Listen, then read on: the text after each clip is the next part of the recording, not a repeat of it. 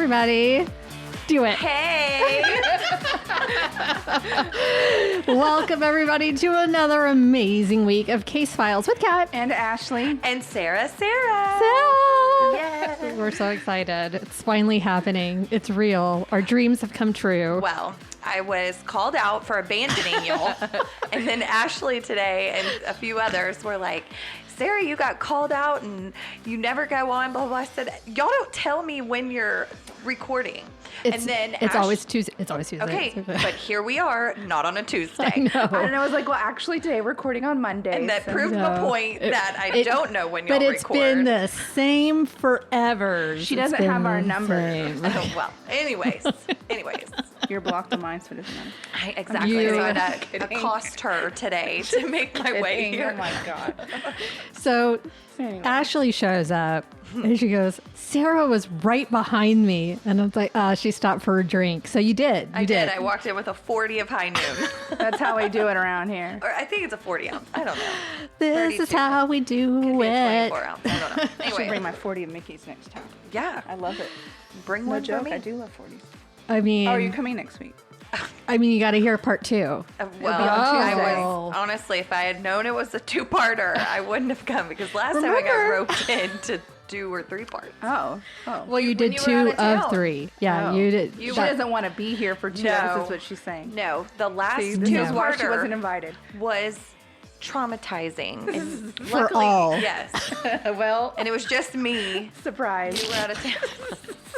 Come Anyway. over, hear a story. Okay, And it's then- awful. They're And that all was- awful. They are That's all what awful. we do. That is true. But that was Except- the time with your wacky neighbor incident. You remember Oh, that? yeah. It's been crazy. Anyways. Crazy times. But the Synanon part 1, that was nice, right? Yeah. Ish. Nice. Kind of, everybody kind of wanted to join at that point. You know, Yeah. maybe not the game, but, you know, there isn't that. I mean, It's that was pretty like my nice. favorite part. Yelling at people. For like no reason. When I was in high I just don't want school, people to yell at me. me and Go my on. girlfriends did something called confession sessions where the 5 of us would like hash shit out, kind of like the game, honestly. And we stayed friends for a long time. Okay. I would have no friends. Do you have like one particular like memory where it was either like you felt really bad or it made you feel really bad? Like, you know that this was your thing, but did it always work? Did it, Well, or, like, was it emotionally scarring too? Actually, I don't think it was too scarring. It was like we would do it when we knew like there was 5, right? So like odd numbers. Someone would have an issue, and the first ones were kind of personal, directed typically at one person. But we would get through it. We'd have to say something nice, and no one wanted to say anything nice because everybody was kind of pissed off. We'd say something nice, and then we would fucking hash it out, and then we would all be fine at the end. It worked for a long, long time, honestly. We're not all 5 close. I mean, this was in high school. One of the 5 we're not really friends with at all anymore, but a confession session didn't work. We tried. Was your Ashley part of this 5? Oh, yeah.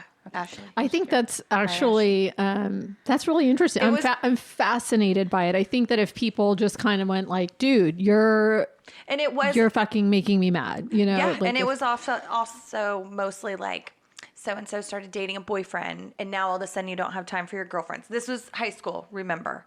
So it was very... adults do that. Oh, no, absolutely. The same adult does that in this little group, but it was we would call each other out on it.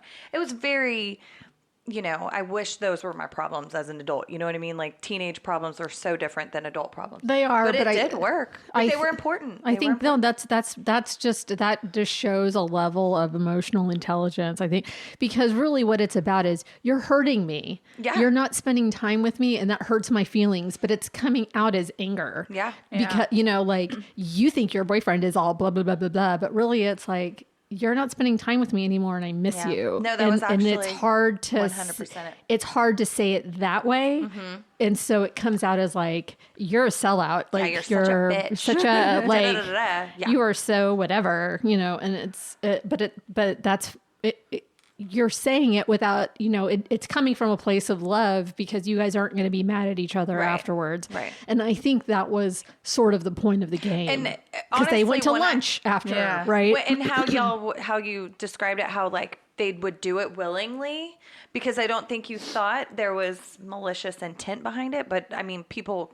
are still hurtful. Like, we were friends and we weren't wanting to hurt each other. I think sometimes but the game, yes. Yeah, it did. It reminded me so much of that, which kind of makes me scared that we could have started a cult, or we had our own cult. I don't know. The Sarah The Sarah.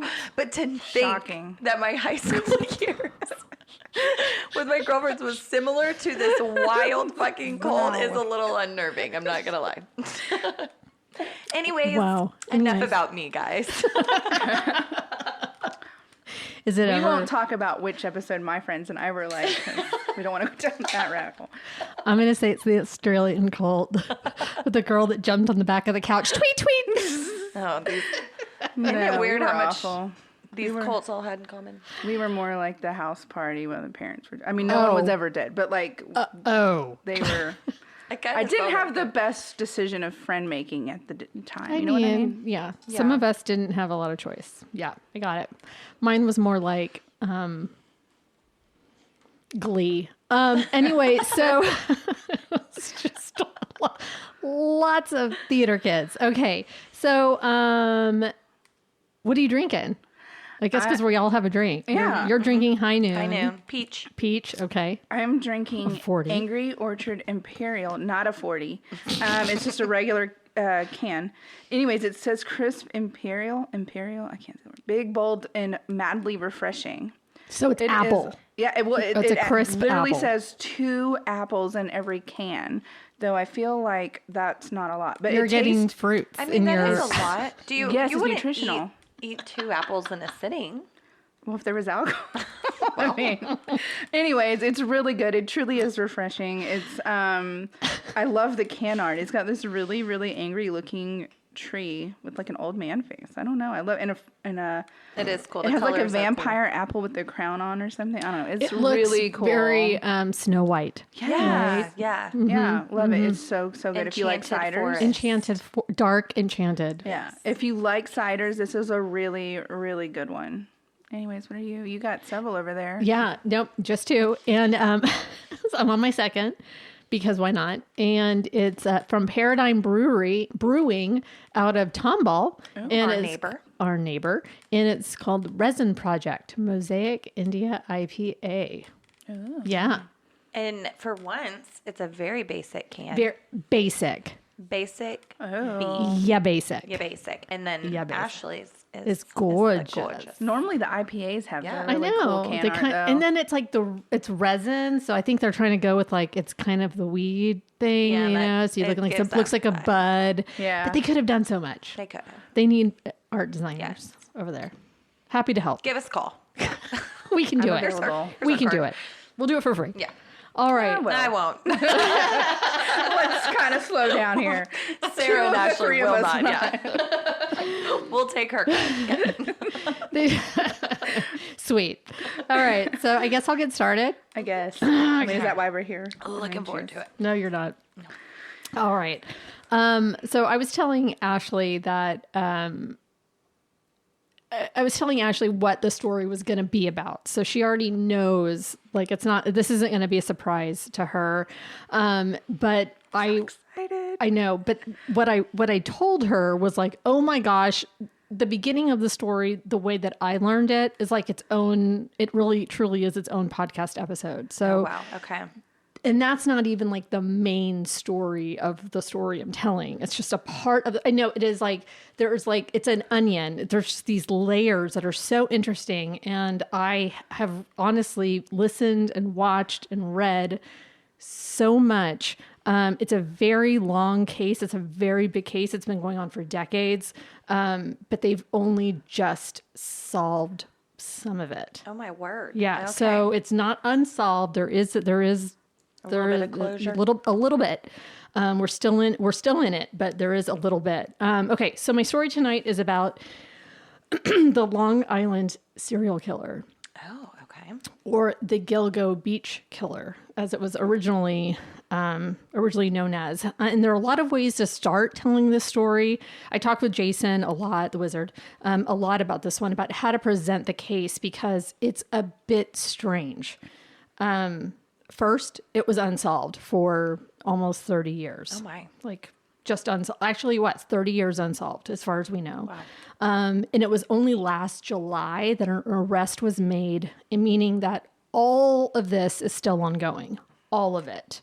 There was an arrest, but there hasn't been a trial.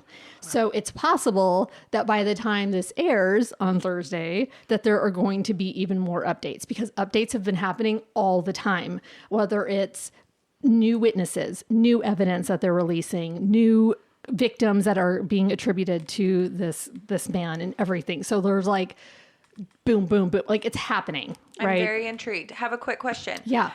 Did you learn of this because of the new stuff of July? Yes. Last July. So I learned about it. Like the break in the case. I learned about it reading a recent break in the case. Like Gotcha. a recent, and I was like, wait, another, I was like, another victim of this guy? And That's then, crazy. and then it was like, what, wait, what? And because it baffles me that in 2010s, 2000s, that like we've said all along, like it's really hard to be a serial killer now because of cameras and DNA and all these things. Well, you know, like because you can't do a perfect crime anymore. Right. You know, there's just too many things. Yeah. So it was shocking to me. And so the fact that there was like this new arrest, new victims attributed to this guy, so I went back and then I found like sort of the stuff I was finding was more about him in the arrest and then forward. And I found a podcast called, and I will say that I have a lot of resources on this. So they will all be in the show notes. But honestly, what? My She nose. sniffled and it just made me laugh. Oh, okay. It's because she's here. I know. She's never I am burning up, guys. I keep my Here, house let at me- 64. It is hot. No. It's this is like normal people temperature, okay? So don't like it's just me. I live in an igloo, and anywhere I go, The talent is hot. Well, thank you. I know. It is hot in here. Anytime I go anywhere that's like above 70 well, now, and we live like in hell, literally on the surface. It's Okay. 110 The today. sun. Anyway, sorry. Yes. So that's sorry, it's not much, but if it's any louder, No, it's no, fine. it's fine. It's perfect. I'm fine. She can. I won't sniffle anymore. I'm so sorry. okay, here we go. I'll just leave. Oh, sorry. Hey, everybody's going to hear that. Okay, so here we go. All right, so so I started the first podcast I listened to is a show called Unraveled: Long Island Serial Killer. And it was that podcast that started way back. This started in 2020 before they knew who the killer was. And so they are just they are these two investigative true crime reporters, and they were bringing up shit that I was like, oh my gosh. Like, that's when I was like, oh, I can't do this story next week. And so I did something else. Yeah. Because I was like, this is so much bigger. And so then I watched Dateline, and then there was The Killing Season. And then I even watched fucking Nancy Grace. Oh, I'm sorry. I let her yell at me for 30 minutes. Right? She's so aggressive. So aggressive. I couldn't watch the whole thing because I was like, I felt like I was being attacked. Yeah. Like, she's so But aggressive. she gets things done. No, absolutely. She's aggressive, but she's yelling at you. she's yelling and she's not getting anything done. She's just interviewing people. And she's like, and now, yeah, she's just yelling. What happened? You need to know. And then the lighting is all fierce on her. And it's like, oh, like it just, I couldn't stand, but I watched it. I watched 30 minutes and thought, this is interesting. I can't watch anymore. It took me 2 times to get through 30 minutes, but I just couldn't do it.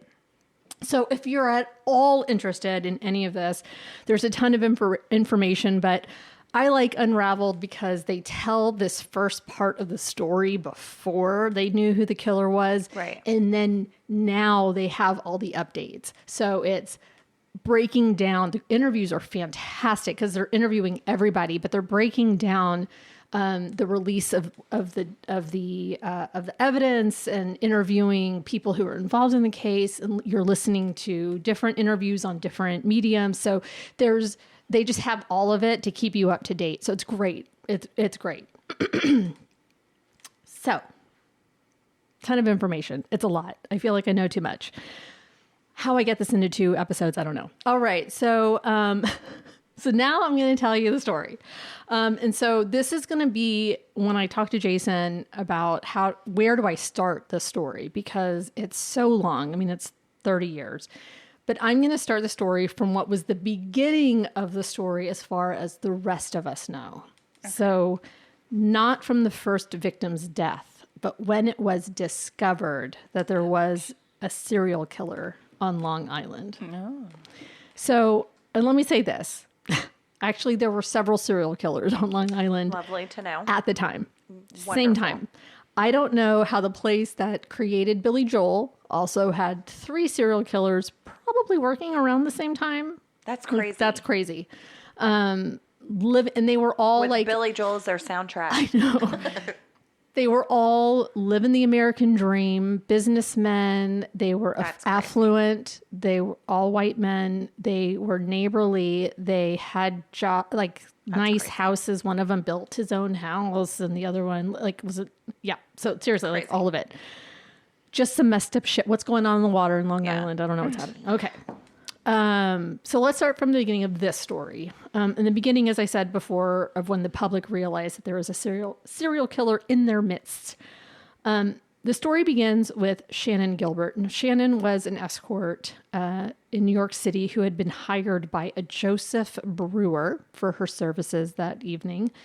Brewer lived in Long Island. If you don't know that area, you just kind of think New York, Long Island. It's about a 3-hour drive, 2+ hour drive. So she had her driver, Michael Pack, with her to take her to her appointment. Now, this was a very common practice. This was sort of like they weren't a bodyguard, but it was somebody saying like, there's somebody waiting for me. Like someone who knows I'm here, who knows what my services are being asked, like I'm not supposed to be here for 14 hours. Like, there's a time limit on these things, because as soon as your client ejaculates, the services are done. Like that's the end of that's the end of the service. You've already been paid, right? Like 'cause that happens before and you're like, thank you so much. Have a good night. That's the end of the service. Whether that takes 10 minutes or 2 hours, but that's the end of the service. So at some point in the early morning hours of May 1st, 2010, Shannon runs out of a client's home or is in the client's home. We're not 100% sure. And she calls 911. She's on the phone with 911 for 22 minutes. I listened to the full 22 minutes, and she couldn't tell them where she was.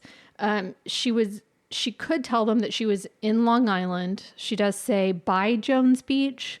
I don't even know if that's a real place. Is there a movie on this? Based on this? Lost Girls. Yes. I know the exact story about this part of that story. Yes. Okay, so I don't know any of the updates. Yes. Holy crap. So, okay. So and I know nothing. So yeah, you're I watched that movie a few years ago. It came out in 2020. Okay. Mm-hmm. Yeah.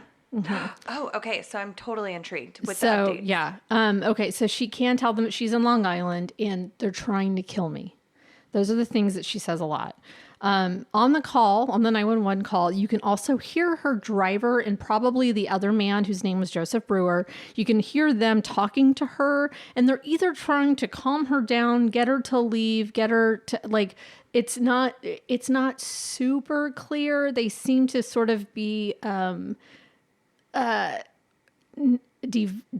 what's that word? Like they're sort of like, you're not demeaning. They're demeaning, yes, but they're sort of like not taking her seriously or whatever she's saying. Like, they're I guess they're being they're sort of being demeaning. So for 22 minutes, she didn't leave with her driver.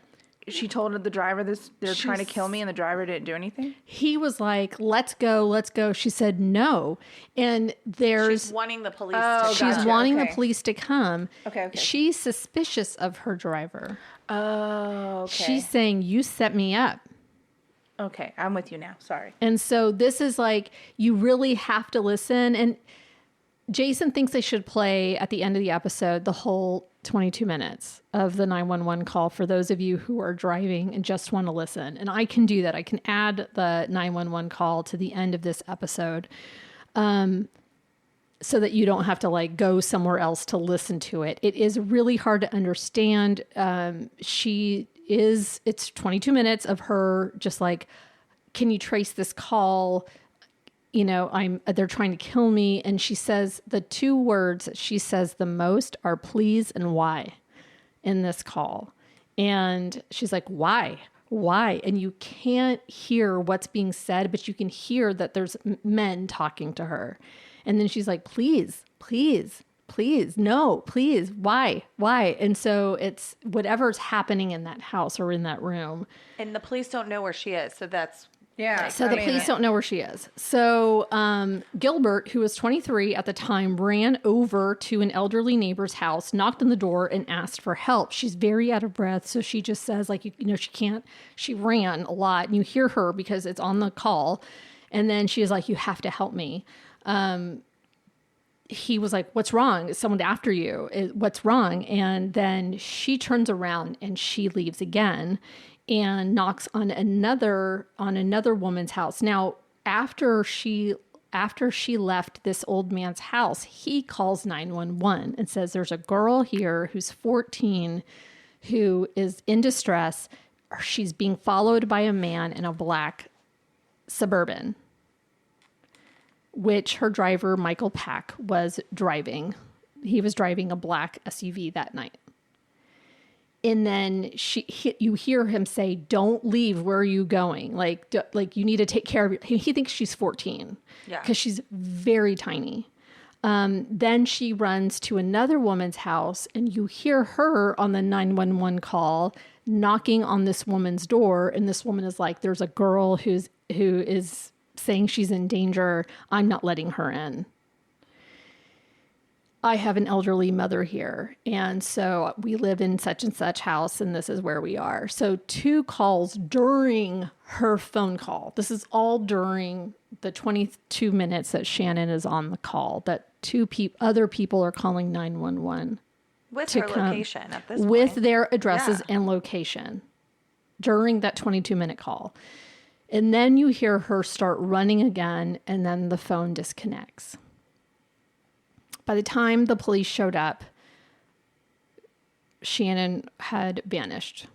So there's no sign of her anywhere. So I'm going to start not from the beginning of the 911 call because it kind of takes a minute for her to start talking. Part of me thinks that she's not holding the phone to her face, that she might sometimes be, or something, like, because it seems like it's being hidden, because she doesn't always hear when someone's talking to her, and then she'll be like, yeah, you know, like it sounds like she's only just sometimes. And working in a domestic violence agency, it makes me think that she was putting the phone down and then like kind of doing, you know, like, so it's not like she's like, somebody help me, you know, she's not acting panicked. But she also doesn't have the phone to her, but she also doesn't hang up. And the fact that she's not hanging up, and they don't hang up on her, but she's not hanging up. So like, I'm kind of seeing it from a different perspective, I think. So, because I'm just mind blown that it took the police so long when 2 other people called with their location. Like, what is the odds that it's not related? You know what I mean? Right. To this call. Like, how was she not saved? Like, that's what's so devastating. right. And they, you know, anyway, I'm gonna, okay. Somebody is harassing you? After me. Who? Can you trace her in? Let me talk to him. Can you trace her in? She's saying, can you trace where I am? Let me talk to him. I'm by the Jones Beach. You're at Jones Beach? By the Jones Beach. All right, let me connect you to state police. Stay on the line. Why?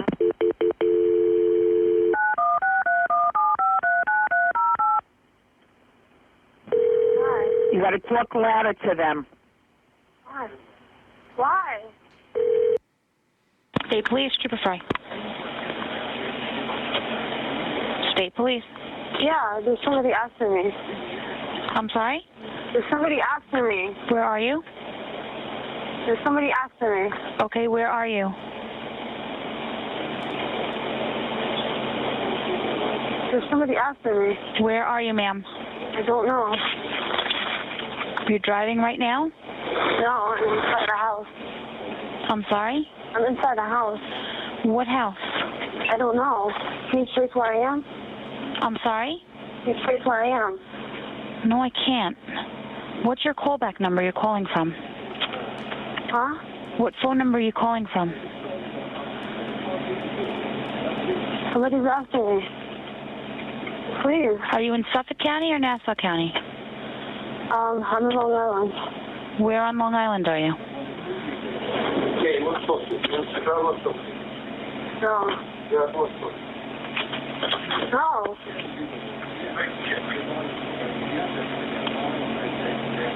No. No, stop, no. Where in Long Island are you? In Suffolk County? Nassau County? Huh?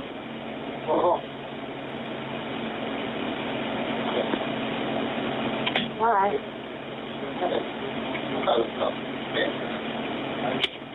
Why you call me by my name? Why? County, you on the line? Stop. Please. Stop it, please. Please stop. Please, can you shut the door? No, time to go. Please. You okay? Please. Please. Go that way, please. Okay. Go, come on, let's go. Come on, roll that side. Come on, go outside. Come on, all of us. Come on, roll that side. Come on. No, please. Come on. Come on. Please, come on. Please. Come on. Why? Just come out here. No one's Why? County, are you on the line? Hurry up, I want to show you something. Why? I want to show you this. Please come on. Please. Why? Why are you guys doing this to me? What? Doing this. What county are you in, ma'am? Doing this. Hang up. Why are you calling me by my name?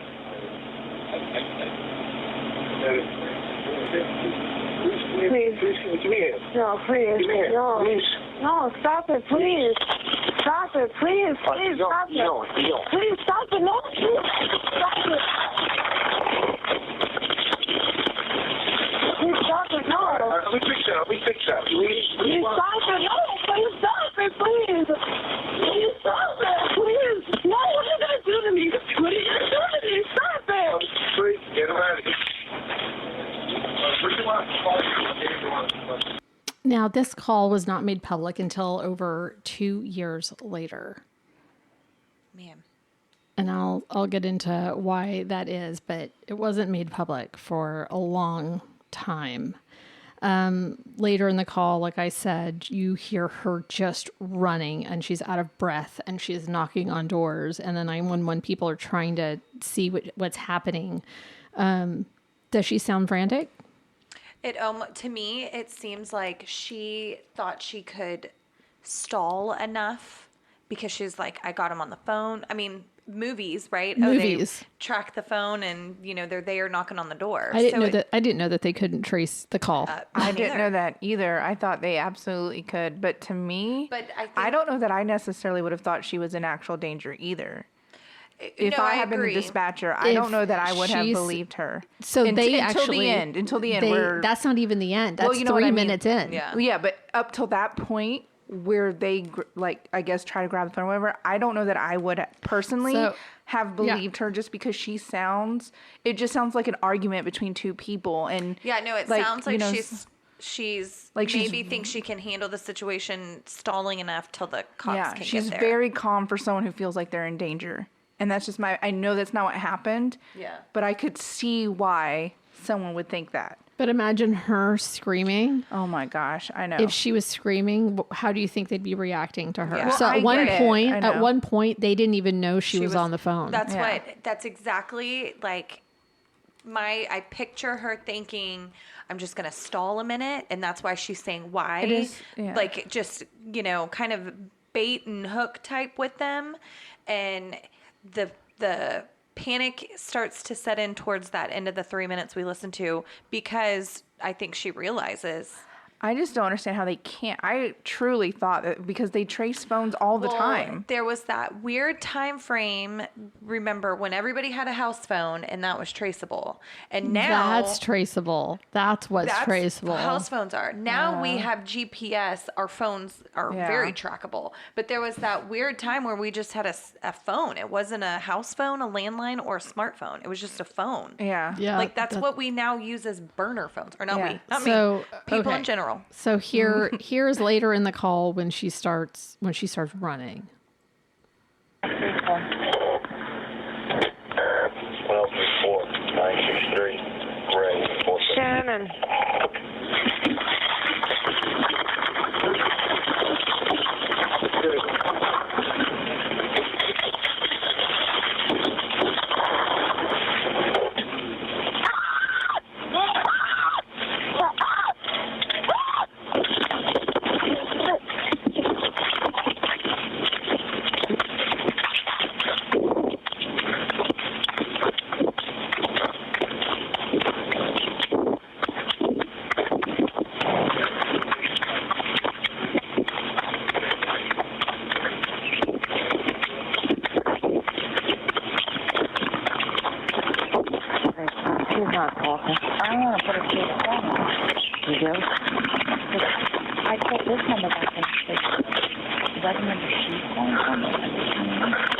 So that's her she's just run into a neighbor's now. God, if she just would have stayed in the house. Yeah. Well, my question is, why did she leave the old man's house when he answered and was like clearly going to help her? Because Michael Pack was there, and she was afraid of him. Yeah, apparently, still I running think from him. she was running from him. He saw him in that black car.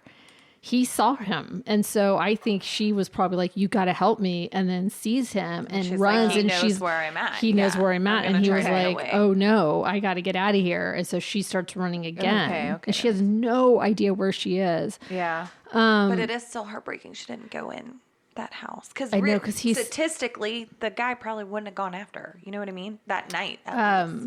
And so they're just like, so they say, I wonder if she has her phone in her pocket. And so this is when someone answers the door. Hello? Hello?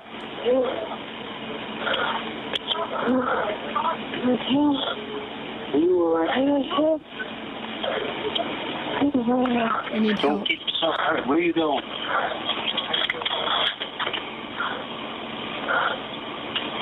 Wait a minute. Where are you going? Where are you going? Something like Dopert, Dopert. And then she's off running again. And he's like, wait, so that's just heartbreaking. When the police were interviewed by the Unraveled host, they stuck by what they said, that she didn't sound like she was in danger. I think those screams at the end there. That all of the rest after she's out of that one room clearly shows she's distressed and in danger. I do agree the first part doesn't sound, I get what she was doing, right? Trying to be calm, hoping they could trace her, but the dispatchers or even she needs help. She needs like help. screaming at and the running. end. Like, oh my God, I could never, ever be a 911 Oh, dispatcher. God, no. I would just, The I first couldn't. dispatcher, she's like, put him on the phone. Like, Yeah. that cracked me up. She's like, let me talk to him. Let me talk to him. So it took the police 1 hour to arrive, and this is after the two other people had called 911. So Mr. Coletti, who was the older gentleman, he called and said, she's 14, she's so little, and she's being chased. She was like 100 pounds soaking wet and 5 feet tall. So she was really just a tiny thing. But she was an escort, and it wasn't a missing persons case that went anywhere, wasn't handled very well. So like, who cares?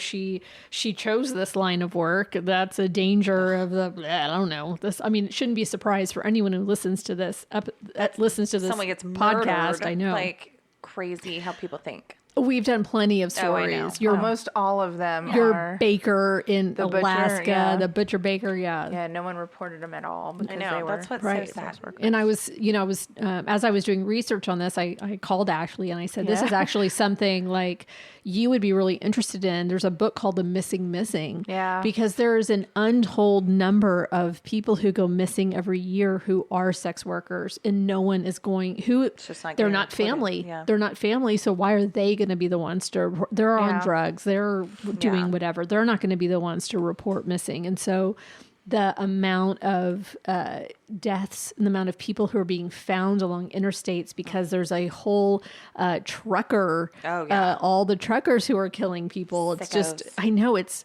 I guess not all of them. my but- dad was a truck driver. I sorry. can't even imagine him behaving in that way. Right. And there are people who are truckers. Right. Like, that is a job. I was like, man, I love driving. Like, I could have imagined myself doing that when I was younger just because I love driving. I would never actually do it, but I love road trips, and he did too. That's how I got the love of road tripping, and that's why he loved it. But I just couldn't imagine. Yeah. That's just not who he was. Anyway, they're just not valued as much as others, and it's a shame, honestly. So That movie. Did you watch The Lost Girls? Her mom, like yeah, her mom. Her mom So was it a was boss. Shannon's mother and sisters who were the real who are worked tirelessly to not forget Shannon. And Mary Shannon is the mom of Shannon. She's honestly the Shiro of the story, of the beginning of this story anyway, because she took on the police department, the commissioner. They didn't get into and they kind of made the guy that's in the commercials, who's Mayhem in the commercials. Oh. He was like the police chief, not the commissioner, but the other guy. Yeah. They didn't really get into his character, but we'll talk about him in a minute. Okay. She was a real pain in their ass. And Yep. because she was a pain in their ass, they actually got to looking for Shannon and got something done. And she called them out on because she's a sex worker. Yeah, Y'all I mean, think like, it she's was a worthless. thing. Yeah, and so she was really, she brought a lot of people together. And so a month after her disappearance, the Suffolk County Police Department's Missing Persons Bureau enlisted Officer John Malia and his trained cadaver dog, a German Shepherd named Blue, Sweet Blue, to search for Shannon. And over the summer of 2010, Blue searched that whole gated community, not in the marsh, but all around. And then now some say that Malia just kind of just by chance let the dog out to go pee. They kind of suggested that in the movie. But whatever the case, the disappearance was what triggered the search. So Blue would not have been out there had it not been for this case. So the officer says that he decided to search in this particular area based on FBI data suggesting that bodies are often discarded near roadways. And so on December 11th, 2010, despite the thick vegetation and light snow cover, Blue picked up a scent that led them to a skeleton wrapped in deteriorating burlap. The remains were not that of Shannon Gilbert, but that of Melissa Bartholomew. And then while searching the area for more evidence, police found 3 additional bodies. The 4 victims were Maureen Brainerd Barnes, Melissa Bartholomew, Megan Waterman, and Amber Costello. And they were discovered about 500 feet apart, like 150 meters, just boom, boom, boom. Not like staggered or anything, just 4 in a row. Crazy. Very weird. It was like one body, walk a little bit, another body, walk a little bit, another body, walk a little bit, another body. It was just insane. I mean, that's like 500 feet's a lot. They didn't, so that's just a lot. And unfortunately, not one of them was Shannon. So every time they found another body, she would have to worry and wait. And then it wasn't. And it was just devastating. And so there was still hope. Yeah, but that's the not, word. but knowing that she was probably going to be right there along with them.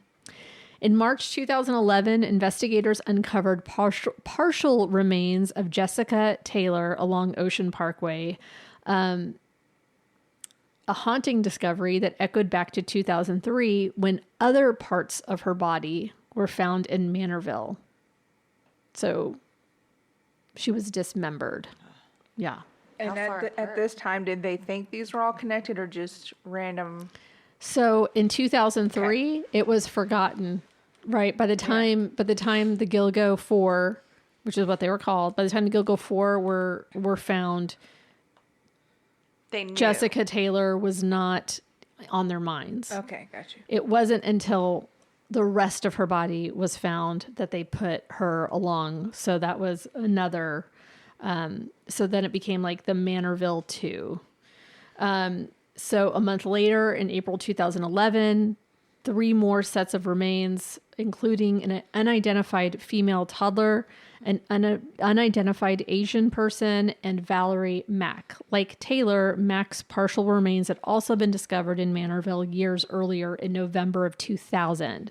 So they were the Manorville 2. The search continued.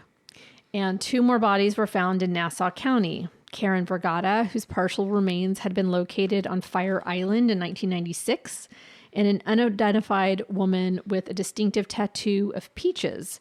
And this woman was later identified as the mother of an unidentified toddler found in Suffolk County. On May 9th, 2011, authorities speculated that Valerie Mack and Jessica Taylor might have been victims of a second separate killer given the similarities in their case. However, by November 29th, 2011, police announced that their belief that a single individual was responsible for all 10 of these murders. My support cat has shown up. Your support cat has just in time. Yes. He is the official support cat. Makes Look sense. at that He's so face. cute. You gotta tell him. I already gave him some pets on the side. Oh, look, he's like, It's like I don't know. I'm too far away. He's like, there's 2 of them now. It's only enough for one, ladies. oh my God. I'm sure he'll be here soon. Okay. So in June of 2011, Suffolk County Police offered a $25,000 reward for information leading to an arrest in the Long Island murders. I don't think anyone took them up on that. And then the case took another turn in December of 2011 when the remains of Shannon Gilbert were found in Oak Beach. So in December of 2011, in the movie, they really dramatized this as the commissioner finally saying, cut the marsh, like go through the marsh, search the marsh, because that's really hard land to search through. And they found her 19 months after her disappearance. Now the circumstances of her death remain a topic of debate. It was thought that she just went out and died of natural elements. Oh my God, that of she, Of course. Yes, after a 2 911 hours call away, like that. Yeah, 2 hours away from where she lives. severe. Yep. She was found without her clothes on. They think that she must have been on drugs, although no drugs were found in the skeletal remains that were there. They were still able to test her hair, and they found no drugs in her system at all. So like she was not a drug dealer. Yeah. She was not a drug abuser. What theory is that though? She makes a 911 call, and then you think she just randomly decided to strip naked and do drugs.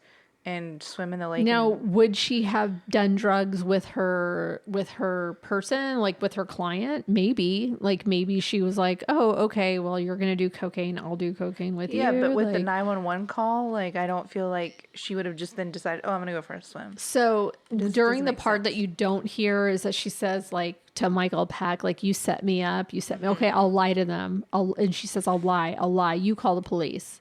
You call the police. I'll lie."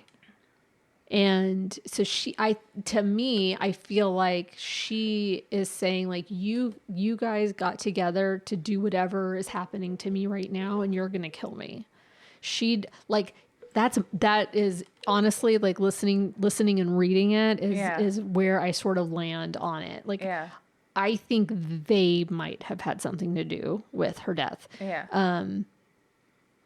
But then it gets so much crazier because then a doctor calls her mom asking for her, saying that he was with her, helping her. Yeah. What the fuck? And that, like the next day, like I was with her. And then he said, "I didn't make that call." And then he goes, "Okay, yeah, I made that call." And then she sues him for wrongful death. Like, if you were with my daughter and didn't help her, and she still died. Was he paid off by like her driver, her client to say? So he was very well established in the community, and he had a lot of access. So he was a very well, like, it would be like a mayor of a little town or something, like that kind of like Pull. Yeah. So very weird. So I'm going to stop right there because holy shit, that's a lot, right? Yeah. A girl makes a 911 call because she's on an appointment. She thinks she's going to die. And then her mom she disappears, and her mom fights, and then they find all these bodies, and then another body, and then another body, and then another body. No one seems to care except for her own family, right? And it's just like, oh my God, there's more. And so now we're up to 10, and holy shit. And wasn't she like the mom? Wasn't she like gathering the families of these other people, Yes, like so trying she to create would, a noise Yeah. that people would listen? She was creating, so she would show up to the vigils for the other families. Good for her. No, she yeah. was. She was, she was hard, at the same time. The she other had girls had sketchy, quote unquote, right? Weren't a lot of the girls? they all, I don't want to say sketchy. they You know weren't, what I mean? they Like, weren't perfect kids. I mean, they all, the lost girls. That's they why I was were- kind of titled that. Like, they weren't. they were victims already in their life. Yeah. They had there was Like, already no a lot one was of abuse. listening to their missing persons Yeah. cases either. And the mom, like, really Right. started this whole. She was just loud. She was just Yeah. loud. So Dominic Verone, who was the Suffolk County Chief of Detectives at the time, said there were striking similarities among the Gilgo Four. They were very petite, 5 foot or under, 100 pounds. The women were also all in their 20s, and they were all working as online escorts using Craigslist. So they were getting their jobs on Craigslist. Now, they would also have burner phones. So so maybe that's why Shannon couldn't say that's what I was her. trying to say. Like, those flip phones weren't traceable. They had burner phones, right? And so people have bought those all the time, and that was actually one of the ways that the killer was caught. So let's talk about them, the Gilgo Four, as they are now known.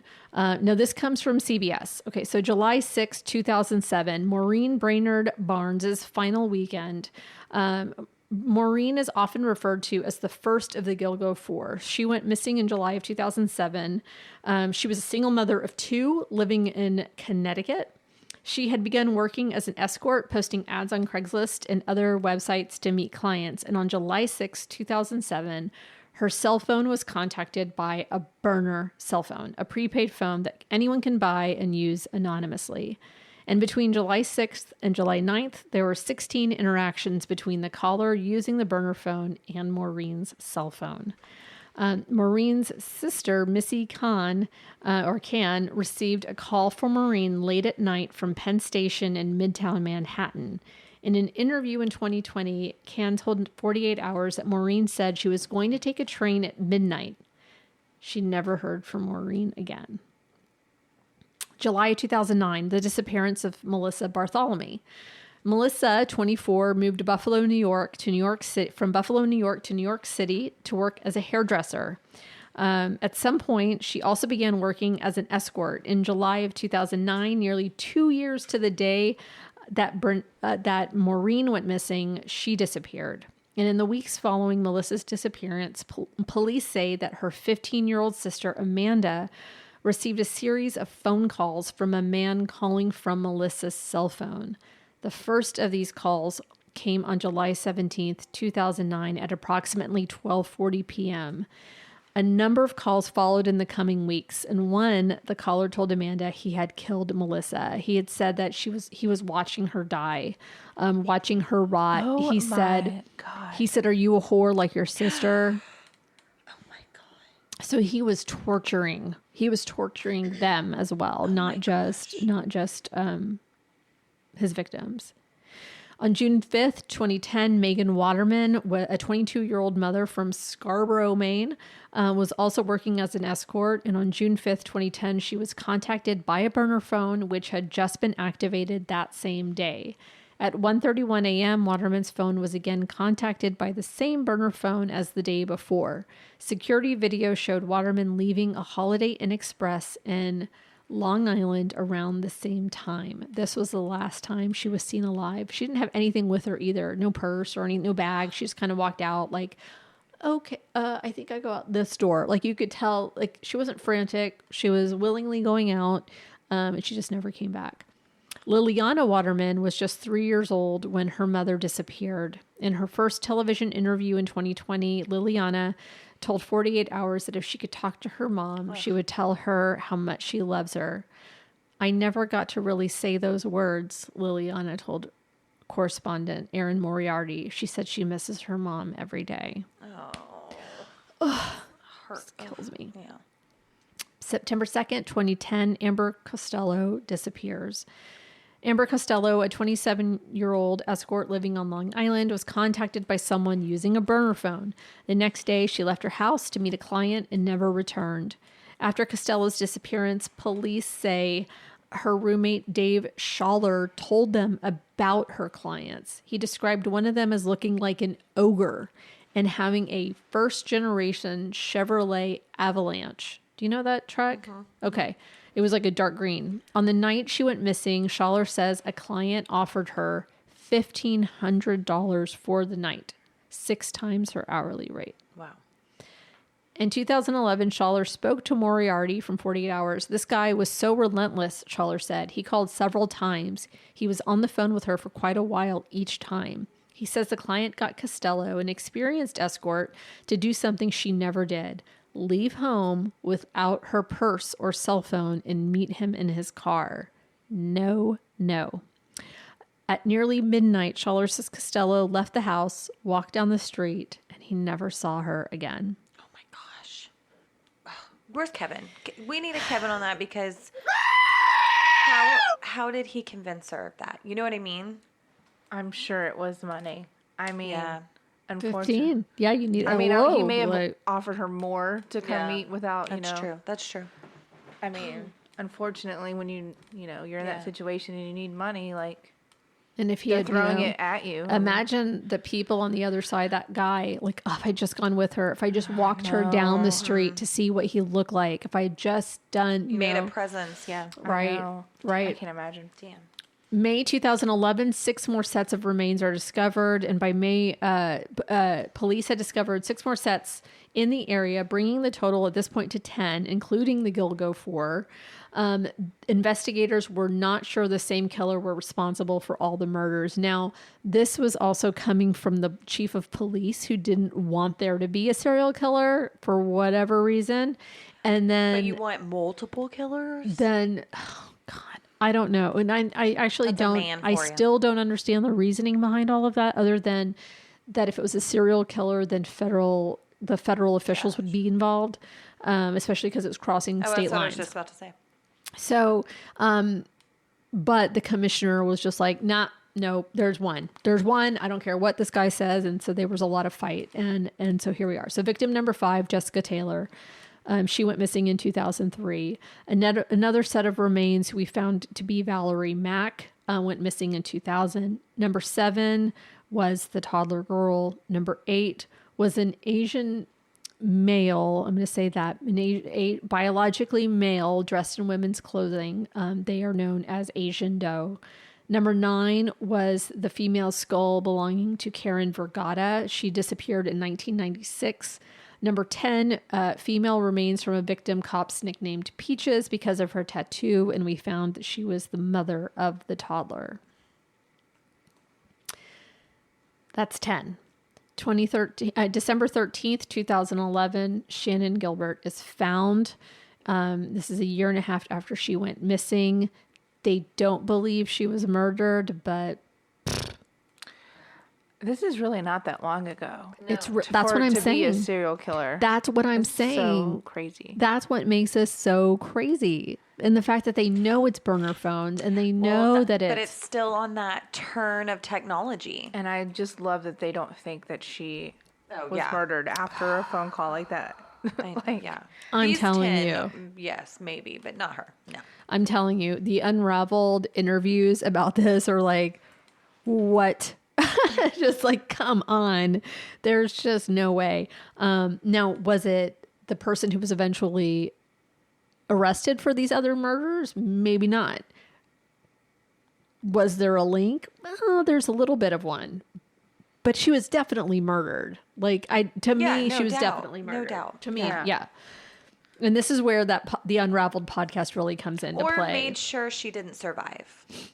Like, you know what I mean? How they're saying, like, they could have watched her. They're like, she saw the lights in the distance and walked her way that way towards the lights into the marsh. And Right. That's what I mean. Like, sure. But I'm sure And they then murdered she her. took off her clothes. Yeah. But they made sure she could not survive. I feel like if the cold case crackers 100%. would just put me start in, coach. solving these cold cases, Fucking that we put me wouldn't in. need these investigators. I Like, will what are they call doing? out some idiots on their BS. So when I first started listening to Unraveled, this is the story I was saying. I could have done a whole podcast just on the person that they were talking about, because what the fuck? They really honestly I thought it could have been the Suffolk County Chief of Police who was the murderer. What? Who was Have we proved he's not? over the investigation of those deaths at the time. Huh? I said naturally. Well, have we So- proved? Yes. Okay. So yes. It's So like the other story y'all had where Ashley was like, he did it. I know. Okay. He did it. But they could have all have done it, right? Like, they So, were yes. all sus. Yeah, as there was a lot of Oh, no, that story? there was a lot of killing. There's a lot of killing There's a lot happening going on in this story, No, yeah. and I feel like they should all like be just... God damn, there's a lot of killing in Long Island at this time. So And it's not even that big of an area. You know what I'm saying? I mean, Like, it's pretty big. it's big, but like for this much killing to be going on. True. But where the bodies were found. All in the All in same one little area, thing. Yeah, yeah. all in the same little area. So the chief of police, the scandal surrounding this man is astounding. And it's super interesting. Like I said, he could be his own fucking episode. And I really wanted to start the story with him, but he's not really the story because he didn't do it. But I really, because it's so interesting. It takes away from the victims. It takes away who was actually charged. But let's talk about him anyway, because I feel like gossiping and it's like spilling the tea. Am I right? Let's hear it. Let's spill the Bring tea it, on girl. him, because it's really fucking funny and interesting at the same time. Okay, so at the time that the bodies were found, the Suffolk County PD was led by a man named James Burke. The story opens in 2010 with Unraveled. So you start listening to Unraveled, and the story opens in 2010 with a heroin addict named Christopher Loeb, who decided that he and a friend should, steal a duffel bag out of this cop's car, because he's like a shady cop. Okay. And so they're like, let's steal this duffel bag. He was a sergeant at the time of Suffolk PD. What was in the duffel bag, you ask? Dying Well. to know. Dying to know. Well, there was his gun belt, ammunition, and I'm like, I know that she's the wife of a cop, so That is not left in Her eyes went. no, like dying to know. So it was a duffel bag. You know that's never good. Gun belt, ammunition, a box of cigars, and a bag containing sex toys with lube and pornography. What kind of pornography? Not just any kind of pornography. Snuff films. Nice. Seems legit. Stand up guy. So This was the what of police? He was at the time he was the sergeant. sergeant. So this is in 2010. But he goes they on found this in to his. be- Oh, of course he got promoted. Yes, he gets promoted. Nice. Of course he does. And this got course he does. stolen by By- addicts who knew he was a shady cop. And so Wonderful. Wonderful. so Love that for this town. he's beaten up by Burke. His name is James Burke. He's beaten up by Burke. The duffel bag, poof,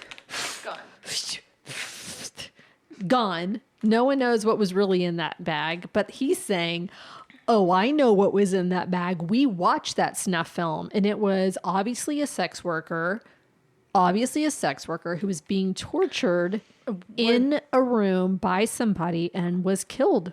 Were these homemade? Homemade. Okay. There are police officers who have come forward and said, I was asked by Burke if I knew where to get snuff films. And he was promoted? And he What was in still the fuck is fucking happening in this promoted. town? All swept under the rug. So this isn't even the first incident with Burke. In 1995, this just makes you go, ugh. So in 1995, a Suffolk County Police Department internal probe found that Burke had, quote, had a relationship with a woman engaged in prostitution and drug dealing and had engaged in sex acts in police vehicles while on duty and in uniform. She had also admitted to her being able to drive his police vehicle with his gun in the car and him not in it. Awesome. She had access to all of it. That is wife privilege only. No, I'm just kidding. Totally kidding. But that's wild. That's wild. Wild. And then in 2010, when this incident happened, no biggie. In 2012, he was promoted to chief and served as the chief until 2015. No kidding. So here's the thing. At the time, the DA was his BFF. Well, that's what I was just about to say. He had to have He had friends in high places Yes, who were ma'am. into the same weird shit he was. Yes, or ma'am. he had something enough on them. So when Burke was a young kid, like a teenager, he was the snitch to close a case for this DA. And he lied. And this DA knew, like, this kid is just like me. And he helped Burke through his entire career Groomed him to get him to chief of police while he was DA, and they got to do could whatever they wanted. So that story, that's how Unraveled starts. And oh my God, it's so fucking interesting. It's like, oh my gosh. Well, you know, every time I like listen to y'all's podcasts and other podcasts about these horrific crimes, and you always wonder, how do these people find each other? How are there, like, how do these sickos fucking find each Like other? birds of a feather Yes, flock together. and then they just do their sick ass shit together. Well, I don't know. How did we find you? I mean, I knew you were crazy like me, right? I think a lot of these The kinds three of of people, us. like not like legit psychos, they do find each other on the dark web because they do like you could legitimately look at where to buy human meat. You know this what I'm is saying? before the dark web, though. But this was I'm sure there was something this similar was, that existed. This was you know what Burke I mean? willing to lie on a stand about fellow classmates. Well, I'm just saying as how they find each other, Yeah, though. I'm sure yeah. there was. I mean, Craigslist was not the only way to find people back then. You know what I'm saying? But the fucking cojones on Burke to be like, hey, you know then where I they can find a do- snuff film? More than one cop coming forward saying that man asked me where to get And you know snuff what's films. so wrong with that? To do the right fucking thing is not hard. And But they like, didn't. It just took 'em- always do the right thing. It took them forever to come believe- forward. That's what I'm saying. I can't believe not one of them was like, "This is weird. Maybe I should say something." Like not Well, one of them. One of them was like, is it a test? Is it a test? Like, Okay, is he, well, is he trying to see Although, if whenever I'm... they wind up the chief of police, He's the Who chief. do you go he's to? the chief. Right. He's the chief of police. You can't go to the DA because that's his That's BFF. his buddy, yeah. Right. Like, so, shit, you're in trouble. Right. And you're going to lose your job. A lot of people lost their job. So in November of 2016, in 2012, Burke was promoted to chief, served as chief until 2015, until he was finally charged with assaulting Christopher Loeb, who was the heroin addict. So there was he got charged with withholding civil rights because he beat him up before there was, in the interrogation, I'm doing that in air quotes. Yeah. He was just being beaten up, Yeah. So there was assault and not giving him his civil rights. And then in November 2016, Burke was sentenced to 46 months in federal prison for assault and obstruction of justice. In January 2017, Burke began serving his sentence at the Federal Correctional Institute in Allenwood Low. He was released to house arrest in November of 2018. Boo. And his sentence was completed in April of 2019. I will tell you that the man never leaves his house now. He rarely leaves his house. But especially because in August of 2023, Burke was arrested for public lewdness, offering a sex act, and unlawful solicitation after allegedly exposing himself to a male plainclothes park ranger at Vietnam Veterans Memorial Park in Farmingville and propositioning him at 10 in the morning. Jesus Christ. These people. That's a lot to unpack right there. Okay, let me just go back. Public lewdness, offering a sex act, unlawful solicitation after exposing himself to a male plainclothes park ranger at 10 in the morning. So not even asking for. No, he was offering. Owl gives it. God damn!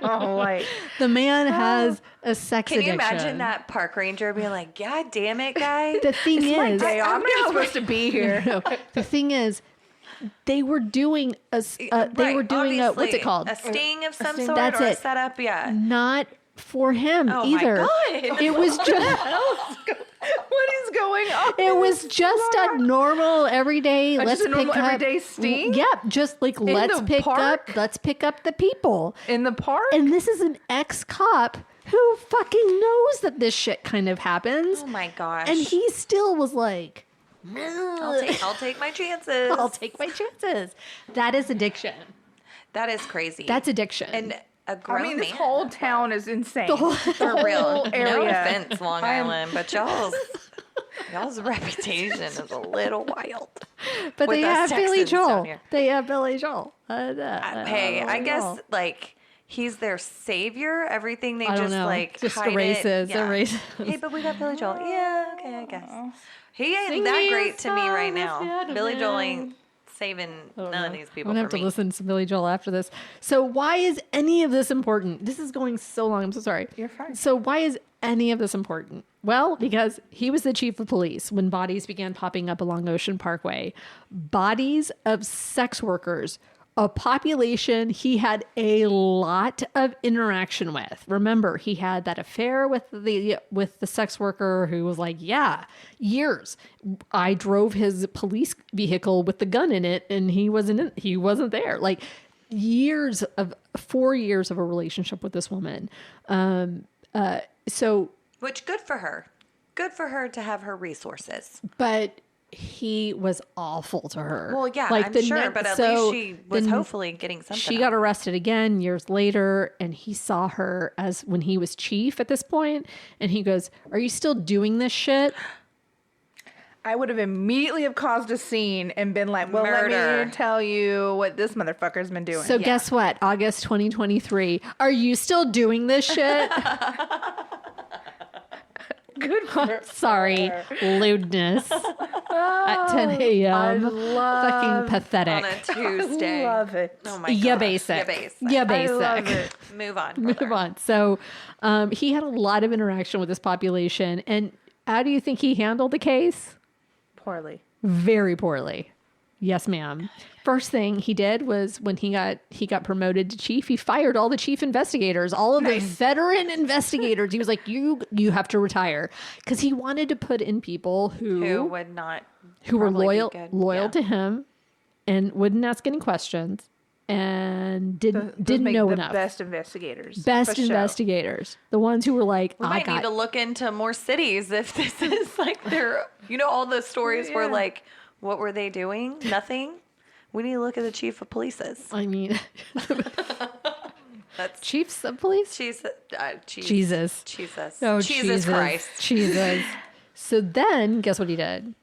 He stopped the FBI cooperation completely. He Nice. said, "You're done.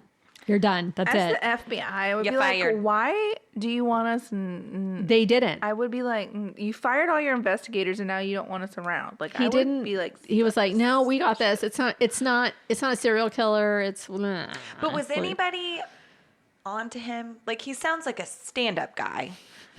And that. I'll spit out my beer. But, like, obviously other people were put off by him. You know what I mean? So I wonder if anybody in the FBI was like, this guy. No. Oy. Okay, so for more of that story, I'm telling you, Unraveled. I think I need to have like a commercial for Unraveled. do they explain where the snuff films originally came from? Like where he was getting No, them that's made? so alarming. So it's really interesting because you hear a lot from Christopher Loeb. Now, Christopher was friends with one of the Alexis Linkletter is the girl there's a girl and a guy. Alexis Linkletter went to high school with him, so he's like, "Look, I'm in jail. They're and he sounds like."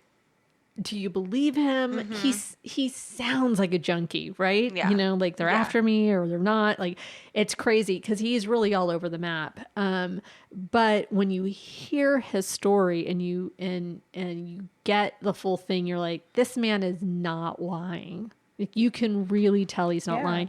Because what does he have to lose? And he's like, me and a friend. So there was another person who watched those videos and he corroborates what was on those videos.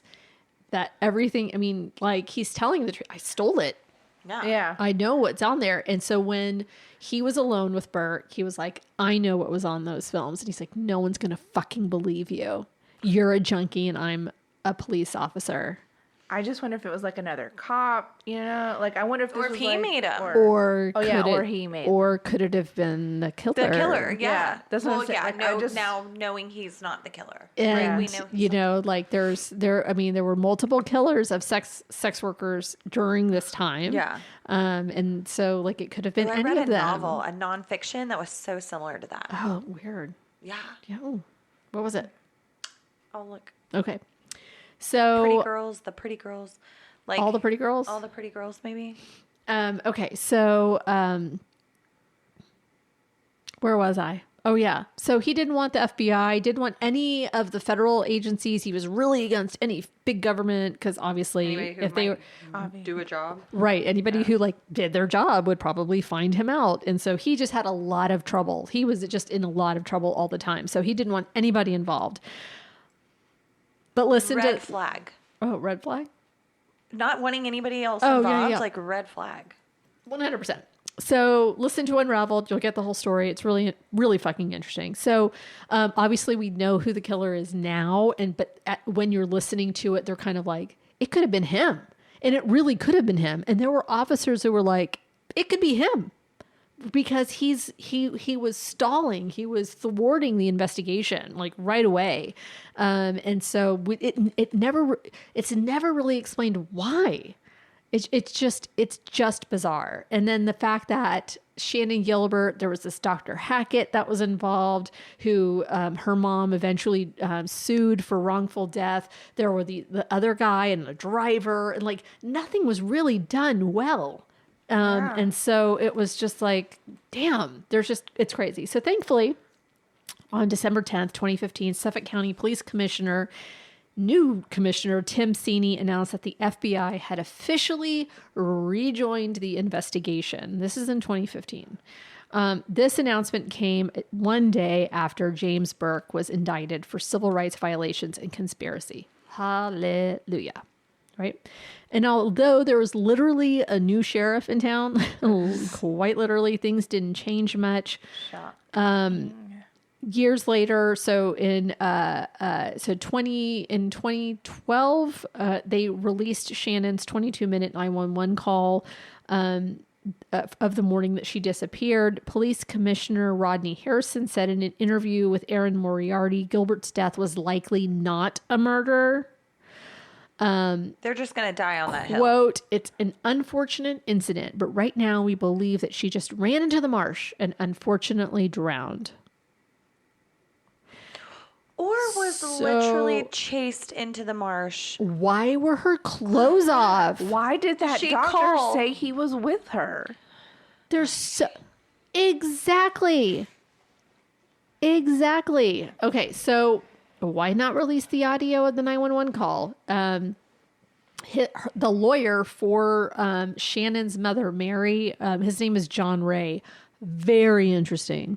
Very eccentric looking lawyer. Lots of hats and 3-piece crazy suits. Kind of looks like he's out of like a Alice in Wonderland. He's just very Flamboyant? yeah, not like, but he's got this like ponytail. It's strange. So he was a lawyer, John Ray, for Mary Gilbert, and he really fought with the police department to get the 911 call released. And they said that they wouldn't release it because even though she wasn't considered a Gilgo 4, she wasn't part of the Gilgo 4, she wasn't part of the Long Island serial, they never put her. She sort of sat beside the Long Island serial killer victims. She was never considered a Long Island serial killer victim, but they still wouldn't release it because they said that the investigation was ongoing. But you can't have it both ways. You can't say that she died of natural causes and that there's an investigation. Can I say, I'm really surprised the 911 call didn't disappear. Like, I am so surprised the recording didn't disappear. Mary, it's on her fucking phone. She was like, "Oh yeah? Why is there a 23-minute phone call?" It's on her phone. Yeah, but how did she... Because they had access you to the mean like on records. okay. They had access to her records. Okay, she was on the phone for 23 minutes with I thought you meant 911. like she had the right off the recording. bat, almost. Yeah, because she Didn't could see the disappear. phone records. Yeah, you but know, that once, doesn't mean the audio went disappear. Yeah. But there were, I'm but surprised. there because were as messy so as many they were. dispatchers on that Yeah, call. true. There That were would have too been many people. too many people on that call. Yeah, Yeah. that And you would've could been- tell. And one of the things about the transcript. Now, if you look at the transcript, one of the things about the transcript is that you can tell. They tell you it sounds like somebody's like someone's breathing too loud. That's why you can't hear. Like what dispatcher 2 is like. You can just hear her breathing, and then you can hear them talking to one another. Yeah. Saying, "I think she's out here. There's someone named Mike in the room." There's, so they're having conversations too, and they're, so the transcript is really, really clear about that. You can't erase all of those people who are involved. I guess that's true. Yeah. That's too many people. It's not one person. Yeah. Who's like, oh. Yeah. Right. There were just too many people involved, especially from the first dispatcher to the state police. And then the state police, there were multiple people involved. So for nearly a decade after the discovery of the Gilgo 4, the investigation remained at a standstill. So we're kind of really skipping ahead here. Okay. So this is like 2012, nothing happens at all for a decade. And in February of 2022, a new task force was established by Suffolk County Police Commissioner Rodney Harrison and District Attorney Ray Tierney. In an interview with Moriarty, DA Tierney revealed that just 6 weeks after the task force is formed, Rex Hewerman was identified as a suspect for the first time. Okay, Rex, what's his relationship to everybody in this goddamn town? 6 weeks. So why so fast? I mean, either they're the best investigators of all time ever, right? Or there was evidence that was completely 100% ignored for all of these years. Well, compared to the other investigators, they are stellar, the best in the town at least. I mean, Jesus. Okay, you can solve the case now. Like everyone is out. Everyone who would have put the kibosh on whatever, okay, there's nobody to put the kibosh on anything. Go ahead and solve this case. And so they did it. So how did investigators identify a suspect in just 6 weeks? The answer lay in critical clues buried within the original case files that the new task force finally managed to connect. Dave Schaller, the roommate of the victim, Amber Costello, had previously provided investigators with a description of the client's vehicle that was never followed up on. The Avalanche. The first generation Chevy Avalanche. That was green. That was green. Armed with the description, which was, I think, the color that it first came out. Like everybody had that color, it felt like. Probably. So armed with the description of the ogre-like man in the make and model of his truck, police revisited Costello's phone records from 2010. Schaller had mentioned that before Costello vanished, one client had been calling her incessantly. This led investigators to a key piece of evidence, the burner phone. They knew that the client was using a burner phone and that each of the victims, Maureen Brainerd Barnes, Melissa Bartholomew, Amber Costello, and Megan Waterman, had been in contact with a burner number shortly before their disappearance. So in 2012, with the FBI's assistance, police discovered that most of the suspicious calls were linked to cell towers within a small area of Massapequa Park, Long Island, a location they ominously dubbed the Box. As D.A. Tierney revealed, the Box spanned just a few blocks within Massapequa Park. With this tight radius and the description of an ogre-like man driving a Chevrolet Avalanche, the task force was zeroing in on their prime suspect, Rex Heuermann. And it was also connecting him to Manhattan. So they were able to really narrow it down because Rex Heuermann was indeed an architect working in Manhattan at the time. Oh my gosh. So this is where I'll leave it until next week. So join us next week for part 2. And we'll cover how investigators caught the architect named Rex Heuermann, the man they believe is behind these gruesome murders. And that's my story. Oh my gosh. I still have I want to talk about the driver. I want to talk about, does Rex live in that neighborhood that she was running in? I know. No. So many questions. So many No. questions. But no and no. Okay. So the police, I agree. The police did not do a great job of investigating Michael Pack. Michael Pack and Joseph Brewer. I think they kind of let them off the hook pretty easily. I think they came up with a story and the police bought the story. Now it was those police. Should the investigation be reopened? 100%. I don't think that this should be closed at all. I think that they should reopen Shannon Gilbert. Was it Rex Heuermann? We don't know. There is a connection. There's one little tiny connection. One entry in her journal where she says she's going to meet a man by the name of, I think it was Chris, whatever his son's name is. So it's that's the only connection, and he never used his real name. Yeah. Did the mother win the lawsuit against the doctor for the wrongful death? So Mary unfortunately lost her life. She was killed by her other daughter, her youngest daughter, during a psychotic. She had a psychotic break, and she was stabbed and suffered while suffering. Oh my God! A fatal wound during that fight. So she never got to actually see this through. Yeah. So that was in 2016. Man, she really was a badass, the mom. She really was. She, if it hadn't been for her, those other bodies would not have been discovered. No, she fought and fought and fought and fought. I'm so stuck on the doctor. Why would you say, when you're that highly connected, why would you lie and say you were with this girl who drowned and then be like, oh, I didn't do that? There's a whole set of, so if you watch Lost Girls, I think it does a pretty good job. It doesn't bring up Burke. Burke is sort of like a second, he's such a side character, but you can tell that the way that the police treat her is like that, you're, no one's going to fucking care about your daughter. She's a sex worker. No one cares. No one's going to go looking for her. And the commissioner decides like, no, this is something that we actually need to do. But the story of Peter Hackett is now it in the movie, and I don't know if this is just the dramatized version, is that he had like access to cameras that were on the beach, but he didn't turn it over. And so that could have helped investigators. And he's the one that called the mom. Yeah. And so when she met him and heard his voice, she was like, you called me. And he was like, what are you talking about? I never called you. But then he later admits to calling her because phone records fucking showed that he called her. Yeah. And he was like, well, I just, And so nothing happened. So many questions. So many questions. And just about Shannon. Yeah. She could really have been her own episode. Mm-hmm. But if it weren't for Shannon, none of this other stuff would have been discovered. Yeah. Who knows how long it would have gone. Yeah.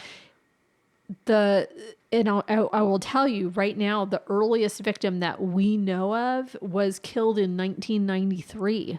So he was arrested last year. That's 30 years. But when was the last one that they found murdered? That would have been not including that would have been Gilgo, but that's the Gilgo 4 would have been the most recent. Do we know if he did anything between then and now? We don't know. But for all that we know, the killings have stopped since he's been. For all we know. Yeah. Yes. And, I think the number of bodies that have actually been discovered is much, much higher. Like one of the victims that he's been recently tied to was from 1993, and that's not even part of the 10 that I talked about. Were there any survivors? Or are you going to talk about that next time? Yes, I will talk about that next time, but there are people. I'm so interested. Yeah, there are people who did survive interactions with him who didn't fall for it. Yeah. Well, I will personally be here. Well, for her too. Can we do it tomorrow? Well, if you tell me when you're doing it, I will.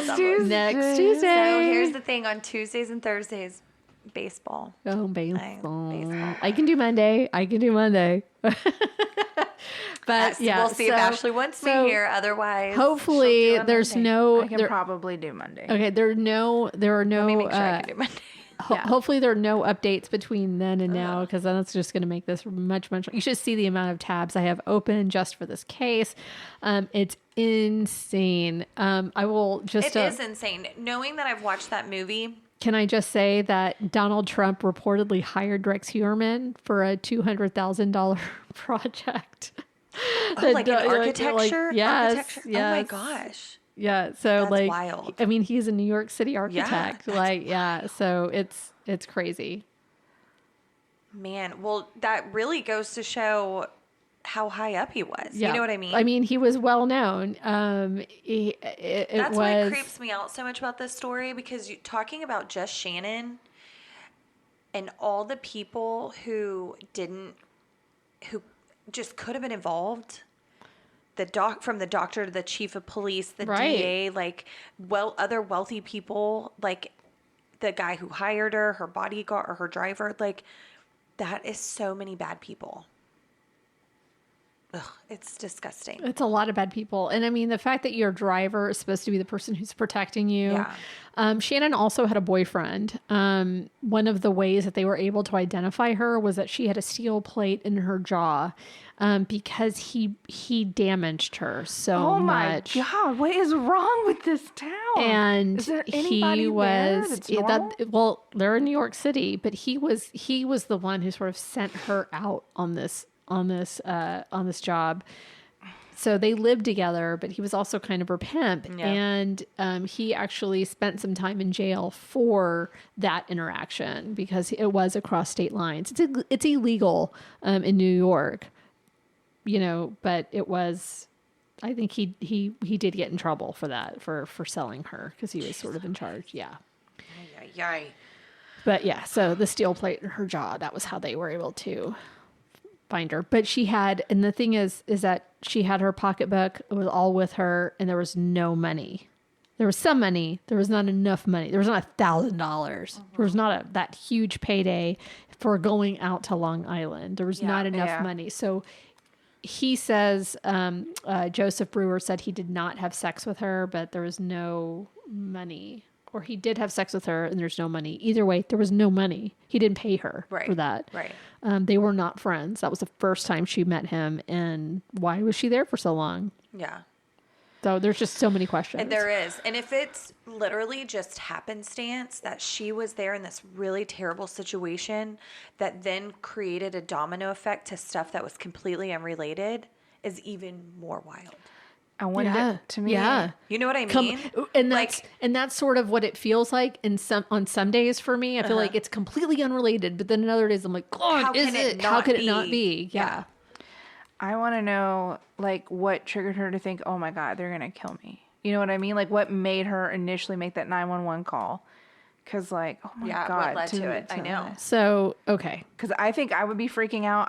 If I had been in her situation, don't think I would have been able to be that calm. Honestly. On a 911. I don't think I would have been able to be that calm. There's so much that I didn't tell you. Now I feel like, God damn it, I know I should have started with that part of the story because there really is so much to that story. Listen to the So this is now a 3 or 4 I know. parter. So the whole Peter Hackett, all that whole group, there was a whole sex party, like eyes wide shut shit that was going down. Like, so there were people who were like, yeah, I had this crazy experience with James Burke at this sex party, and this is the house that it was in, and it was Hackett's house, and there's all these people, like, they're all so connected. This whole weird sex worker, drug people in charge, and it was just like everybody just kind of doing it. Okay, and I'll have to go Barry listen. I didn't want to eyes listen until you're done, but I have to listen. Barry eyes wide shut. Oh, and you're not going to get through it. There's so many episodes, so you're not going to get through it in a week. I'm going to tell you right now. It's like, good luck.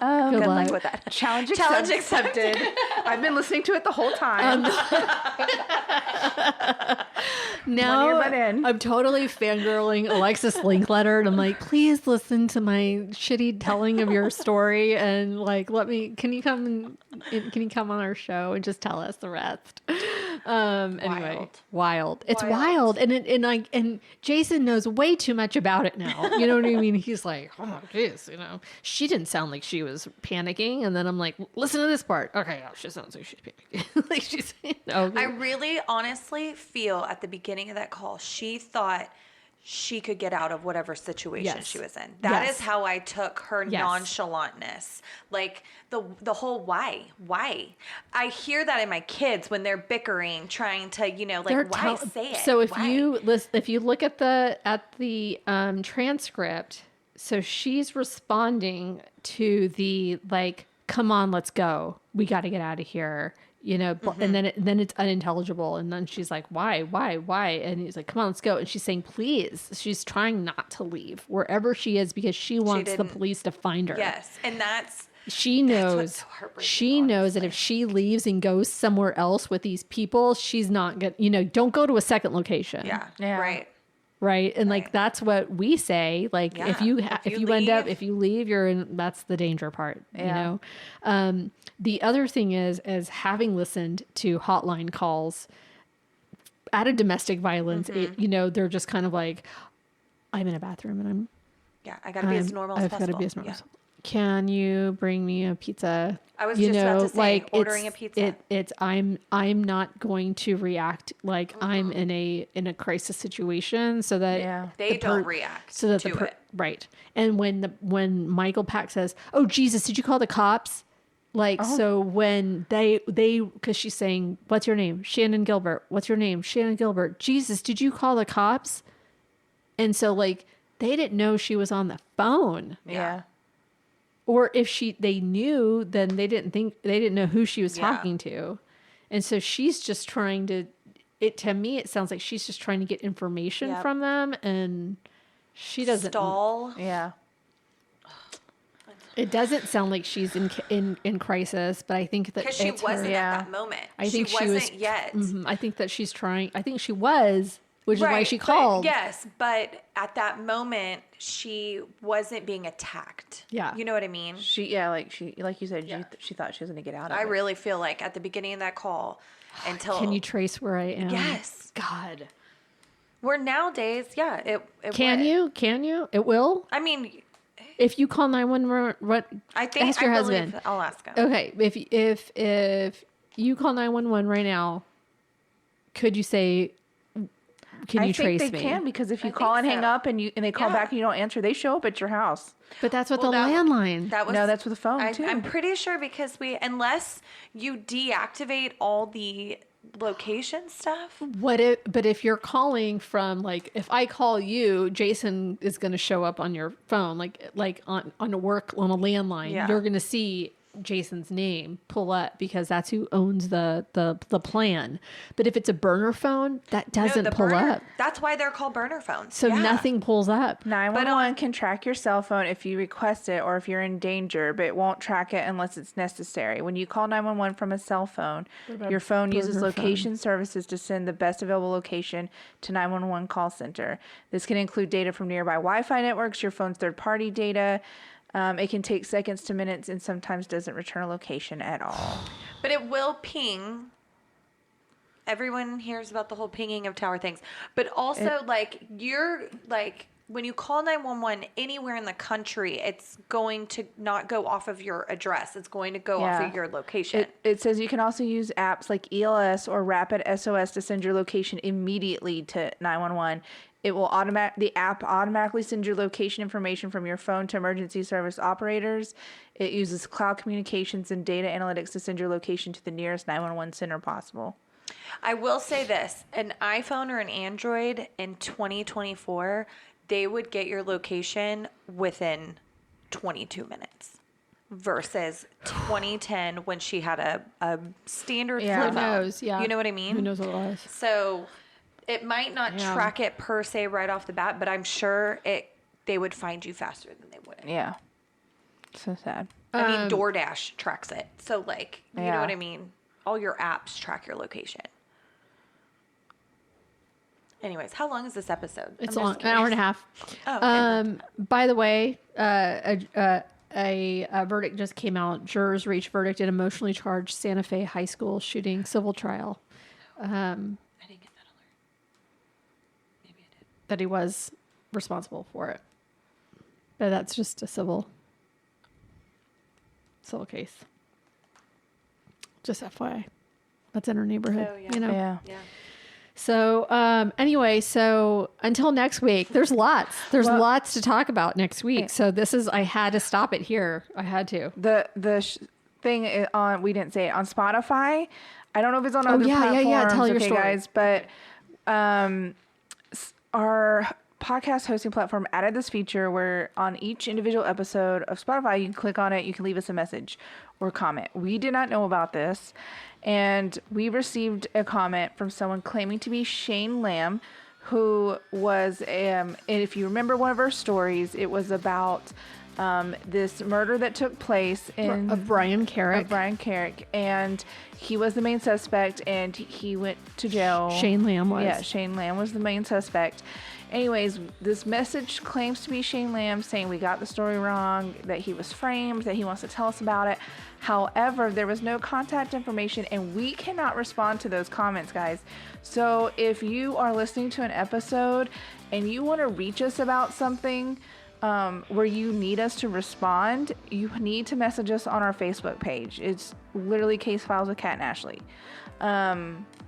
Or you can email us, casefileswithkatandashley@gmail.com. But we cannot respond. We can only see the comments that you leave. We can't respond to them. If you message us through our website, katandashley.com, we can respond. You can leave a voicemail. Yeah, you can leave a voicemail. You can send us a message and we can answer. But if you comment through the Spotify thing that you can click on and leave a comment, it kind of looks like a text message. We cannot answer those unless you leave contact information. So that's Right. that's just I my little saw spiel. what Ashley was talking about. It shows that it looks like a text message, but the person it's coming from does not have the number listed. Right. So sorry. if So you, Shane, if you're listening, hit us up On Facebook. on or Instagram, Facebook Or leave a or voicemail. Instagram or leave a voicemail. We'll get back to you. I promise. See something. Yeah, see something, say something. And do the right thing and be a good person. Just I'm going to go home and like lecture everybody at home. be brave enough to do the right thing. Justin's going to love that being a police Oh, no. officer and you're sitting there I like, know, right? Justin, let me tell you how to do your job, okay? Okay. my emotional support cat is just, I need it took a all. picture. Hitting the like mic. Yeah, no, there's a whole moment where he's all up on my mic. It was not me touching it. It was All up. Look. I know. Look. I know. Oh. I know. It was a rough story. oh my god. He's like, I need support. He's like, who's this other lady here? Oh, cat ladies unite. Okay, everybody, we'll see you next week. Stay tuned. After the song, we are going to play the 911 call. So if you want to hang tight, listen to the 911 call. It'll be after the song. Here we go. In a world of crime and mystery, they work for us, researching history. Kat and Ashley with a case to crack, on the move, never looking back. Case files with Kat and Ashley, always funny, sometimes trashy, solving crimes with a beer in hand. Drunk detectives in a crazy land, from the studio to the scene of a crime. Technical issues all the time. Charming with their quiet side. And Kevin the goat, he screams all night. He screams all night.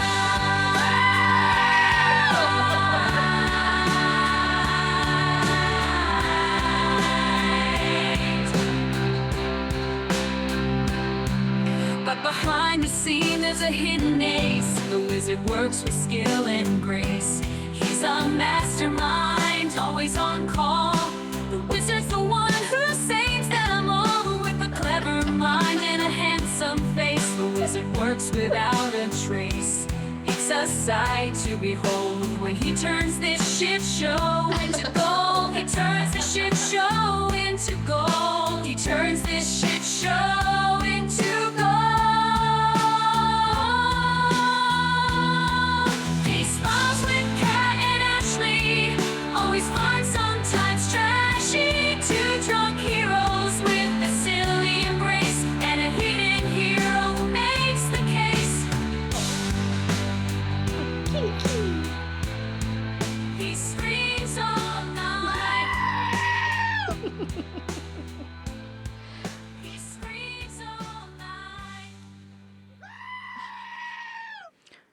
Bye. 09, how can I assist you? Hello? Hello? Hello, you dialed into the 911 system. How can I assist you? Hello? Yeah.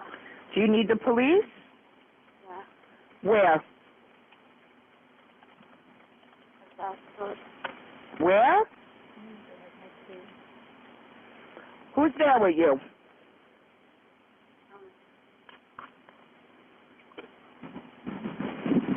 Hello? What's going on? Well, somebody asked me. What?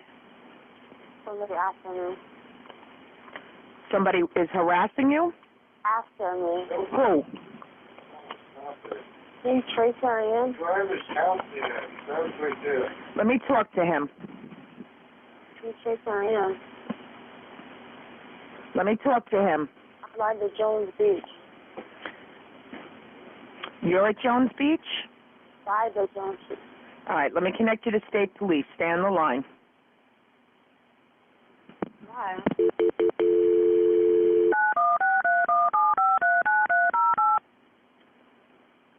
Why? You got to talk louder to them. Why? Why? State Police, Trooper Fry. State Police. Yeah, there's somebody after me. I'm sorry? There's somebody after me. Where are you? There's somebody after me. Okay, where are you?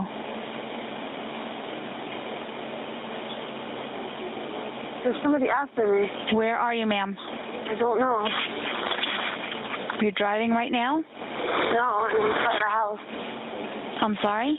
I'm inside the house. What house? I don't know. Can you trace where I am? I'm sorry? Can you trace where I am? No, I can't. What's your callback number you're calling from? Huh? What phone number are you calling from? Somebody's after me. Please. Are you in Suffolk County or Nassau County? I'm in Long Island. Where on Long Island are you? Okay, let's talk. No. Yeah, let's talk. No.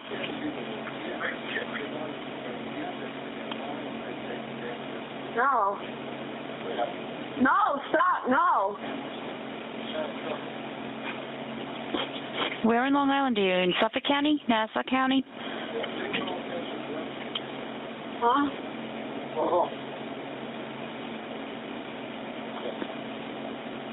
Why?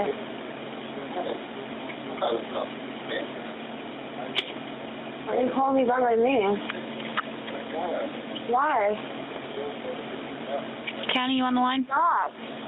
Please. Stop it, please. Please stop. Please, can you shut the door? No, time to go. Please. You okay? Please. Please. Please. Go that way, please. Okay. Go, come on, let's go. Come on, roll that side. Come on, go outside. Come on, all of us. Come on, roll that side. Come on. No, please. Come on. Please, come on. Please. Come on. Why? Just come out here. Why? County, are you on the line? Hurry up, I want to show you something. Why? I want to show you this. Please come on. Please. Why? Why are you guys doing this to me? Doing this. What county are you in, ma'am? Doing this. Why are you calling me by my name? Please. Please give it to me. No, please. Give me here. No. Please. No, stop it, please. Stop it, please. Please, stop it. Please, stop it. No, please. Stop it. Please, stop it. No. Let me fix that. Please stop it. No, please stop it, please. Please stop it, please. No, what are you going to do to me? What are you going to do to me? Stop it. Please, get him out of here. What do you want?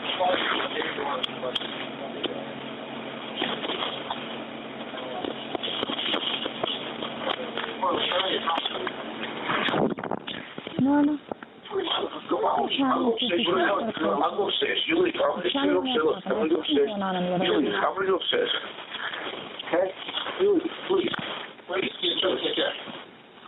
My hold. What's the matter? Are you okay? What are you going to do? What are you going to do to me? She's in a house on my... Why? Huh? Well, I don't know, but it was transferred to me. Why? No. Are you going to tell me? It's running through, I think it's Suffolk County on the number transferred to me. Suffolk County, Manhattan. Tell me? Why are you going to... Call Suffolk County. You freaking down. Come on. I'm in the middle of nowhere? Let's go back to Manhattan. All right? We're in Long Island. We're out near the water. Please, stop. Me, Mike.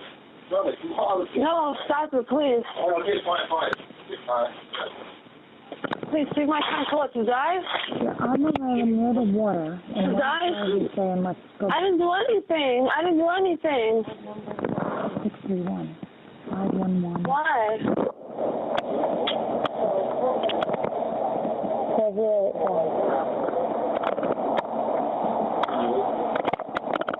Mike, you close that?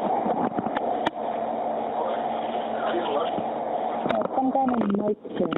Mike, why? Why?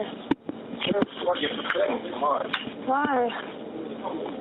Like 5 years old. Why, Mike? For fun? For me? I'm never gonna enjoy it again.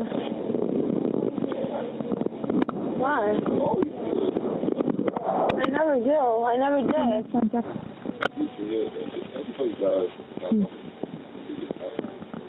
Mike, please. Mike, please. Please. Please.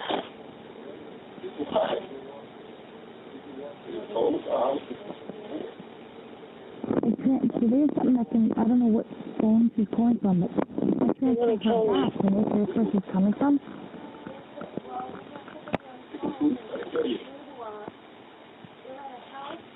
She needs help. You're like, I'm gonna find my way home. There's something in the house with the female.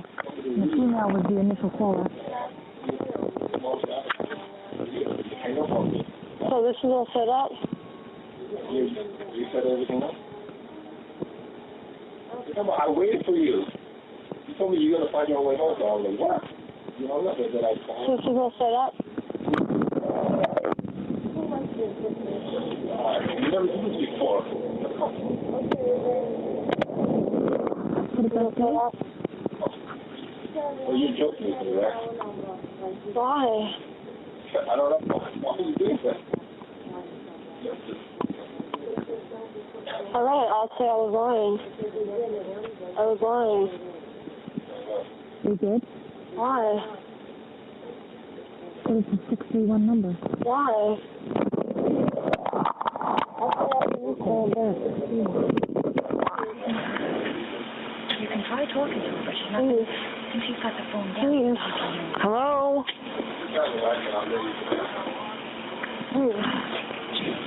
Hello? Please. What's the matter? What happened? Hello?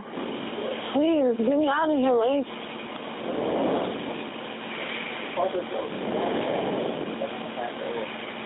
Hello? You're being sarcastic about this. You were part of this all along. I just met him just now.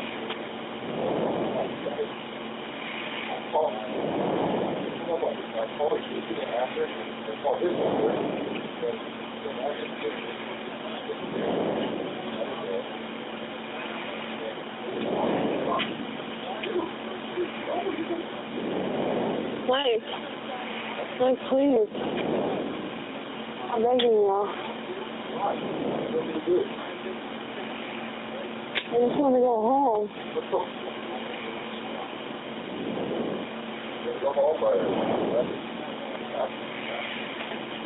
Wait, why? Well, we can give them. What's the phone?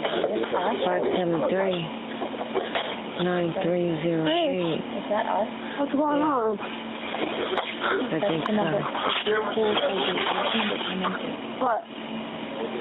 Yeah. Extension answering. That's the number it came in. Why are you sitting there knocking about this house then? Something's gonna happen to me. There's nobody outside. Yeah, you could call it, You're okay, right? but we're not going to know where it is. County should call it. Right. No, isn't that the county phone number? Please. Every time county 911 checks for something over. Okay. 511 thing. Get out of here. What's in the phone? Oh, it does? Hot Suffolk? It's got to be Suffolk, right? Hello? Stop it. Stop it, Mike. Hello, where are you? Huh? Where are you? What's going on What's her there? name? What's your name? Where's the bathroom? I'll see you. What's your name? Shannon Gilbert. What's your name? Shannon Gilbert. Where are you? I'm by, I'm in Long Island. And Mike's there. And what's wrong? Huh? What happened? These people are plotting to kill me. Where are you? What's your address? What's your address? My address. What's your address? No, Mike, stop, Mike, here. Mike, stop. Mike, stop, Mike. Mike, stop it. Where are you? Mike, stop it. Mike, stop it. What's your name, Shannon? Huh? Mike, stop. Come here. Where are you? What's your address? Hello? You want me to call the police? Yeah, hold on a minute. I know you're telling the truth. The address. What are we going to tell them? Tell them something. Mike, stop it. You guys are planning something. Mike.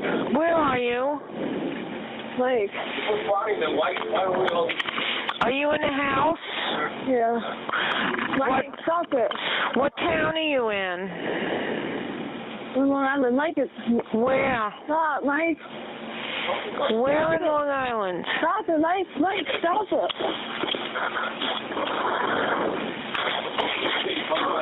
Mike, stop it.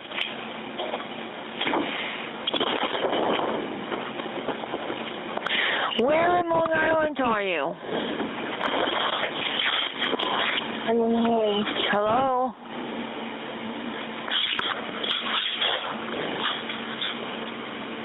You're going to kill me.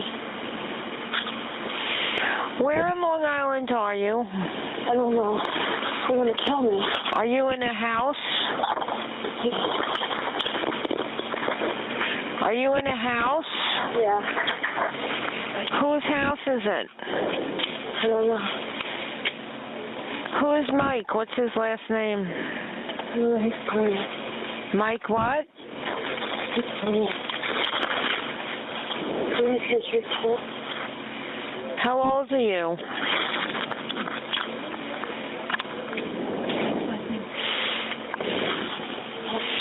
What's his last name? What's his last name?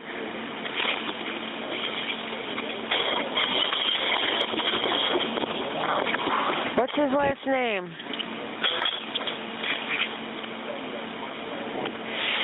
Shannon.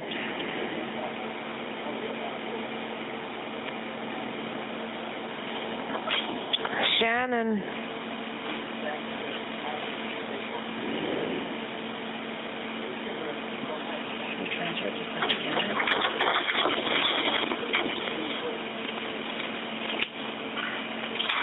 Shannon?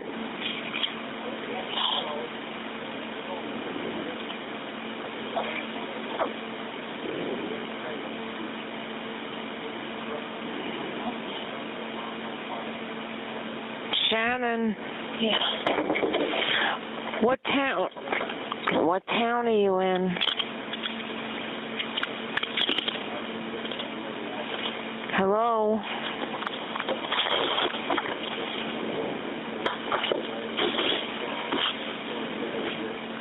What's Mike's last name?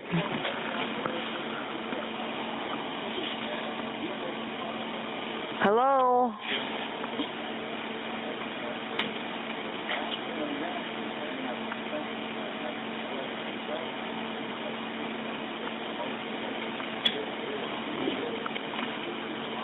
You're going to kill me, One of the guys said, let's go back to my town.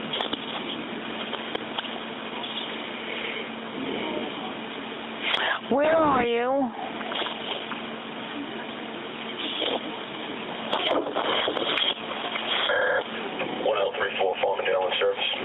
Where are you, Shannon?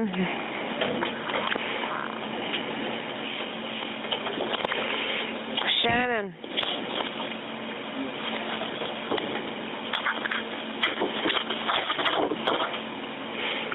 Shannon.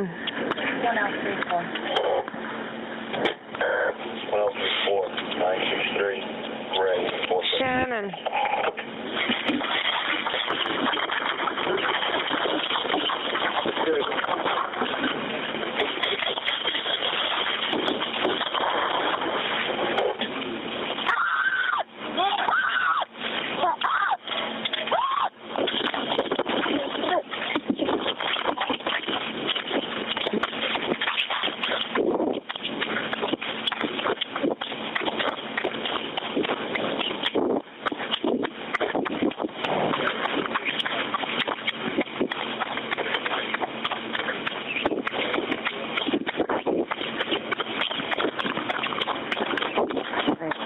not talking. I want to put a case phone on. You do? I called this number back and it's like, is that the number she's calling from? I think that's her number. 9308 is one of our extensions, I think. Oh, did you call that one?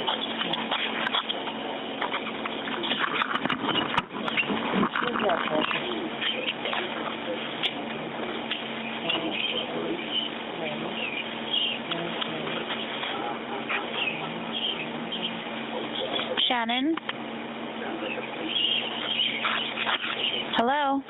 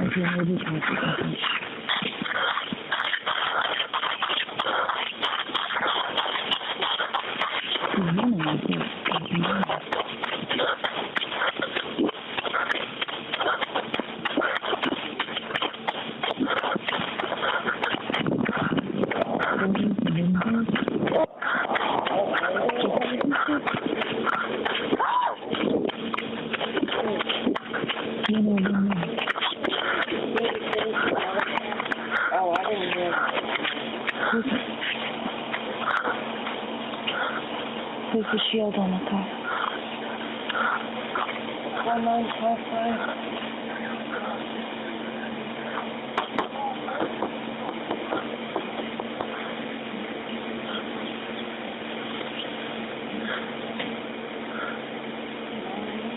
Shannon?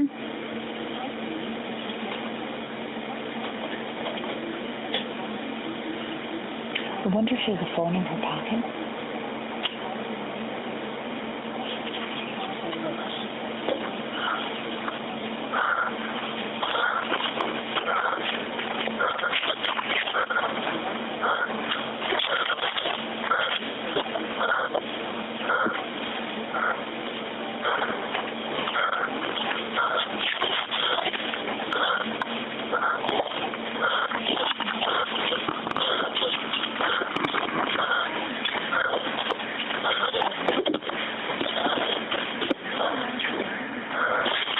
Shannon. Shannon.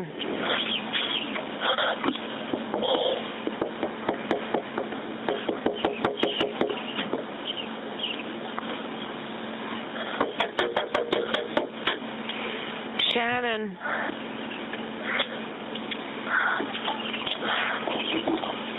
What's the matter?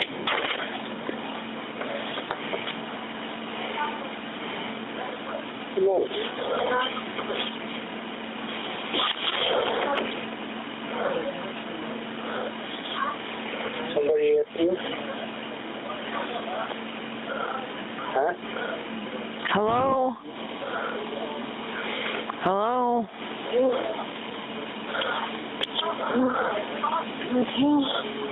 You alright? Don't keep yourself hurt. Where are you going?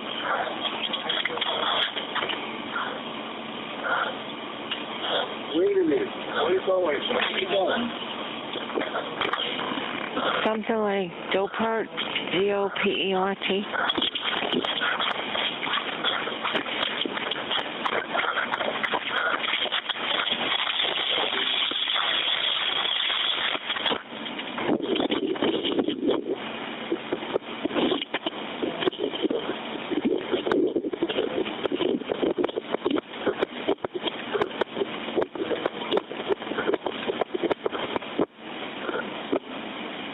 Hello?